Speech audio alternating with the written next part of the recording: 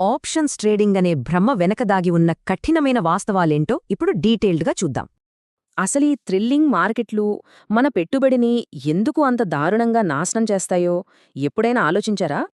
రాత్రికి రాత్రే డబ్బులు వస్తాయనే భ్రమకి వాస్తవానికి మధ్య ఉన్న ఒక పెద్ద సైకలాజికల్ ట్రాప్తో ఇది మొదలవుతుంది. టూరిస్టులను ఆకర్షించే డేంజరస్ సిటీలాగా స్టార్టింగ్లో కనిపించే ఉత్సాహమంతా కేవలం ఒక ఆకర్షణీయమైన భ్రమ మాత్రమే. వన్స్ మీరు ఆ ట్రాప్లో పడ్డాక ఆ భ్రమలన్నీ తొలగిపోయి అసలైన ఆర్థిక నరకం స్టార్ట్ అవుతుంది. అసలు రిస్క్ ఎలా డబల్ అవుతుందో అర్థం చేసుకోవడానికి స్టాక్ మార్కెట్ రిస్క్ నిచ్చెనను ఒకసారి చూద్దాం రండి. అందరికంటే పైన క్యాష్ డెలివరీ ఉంటుంది.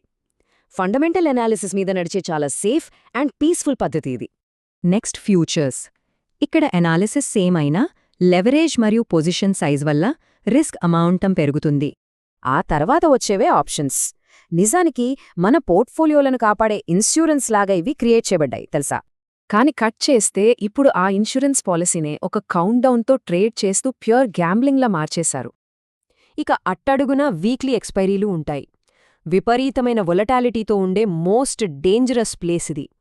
ఇక్కడ బిగ్గెస్ట్ ప్రాబ్లం ఏంటంటే రీటైల్ ట్రేడర్లు అసలైన ఆస్తులను కాకుండా కేవలం సమయాన్ని మాత్రమే కొంటున్నారు. అసలు ఆస్తి విలువతో సంబంధం లేకుండా టైం గడిచే కొద్దీ ఆ ప్రీమియం ఆటోమేటిక్గా కరిగిపోయి జీరో అయిపోతుంది. సింపుల్గా చెప్పాలంటే స్ట్రిక్ట్ టైం లిమిట్తో చేసే ఏ ట్రేడైనా మన కంట్రోల్ దాటిపోతుంది. చిన్న ప్రీమియం పెట్టి రాత్రికి రాత్రే లక్షాధికారి అయిపోవాలనే అత్యాసే ఈ సైకలాజికల్ ట్రాప్కి మెయిన్ రీజన్. లెవరేజ్ అనేదే రెండు వైపులా పదునున్న కత్తిలాంటిది. ఖరీదైన ప్రీమియం క్షణాల్లో జీరో అయిపోవచ్చని అస్సలు మర్చిపోకండి. నిజానికి మన బ్రెయిన్ ఇంత ఫాస్ట్ వొలటాలిటీని, అలా కరిగిపోయే టైం వాల్యూని అస్సలు ప్రాసెస్ చేయలేదు. వాస్తవం చెప్పాలంటే 95% రీటైల్ ట్రేడర్లు ఆప్షన్స్లో తమ డబ్బును శాశ్వతంగా కోల్పోతున్నారు. ఈ మొత్తం సిస్టమ్ కేవలం 5% ఉండే ఇన్స్టిట్యూషనల్ ప్లేయర్స్కి, ప్రీమియం సెల్లర్లకు మాత్రమే ఫేవర్గా పనిచేస్తోంది. మార్కెట్ అనేది ప్రొఫెషనల్స్ ఆడుకునే గ్రౌండ్. రోజువారీ థ్రిల్స్ కోసం వెతికే క్యాసినో లేదా సత్తా బజార్ అస్సలు కాదు. ఓపికగా ఇన్వెస్ట్ చేస్తే నిజమైన సంపద పెరుగుతుంది. అంతేకాని రోజువారీ థ్రిల్స్ కోసం వెంపర్లాడితే ఉన్నది కాస్త నాశనమవుతుంది.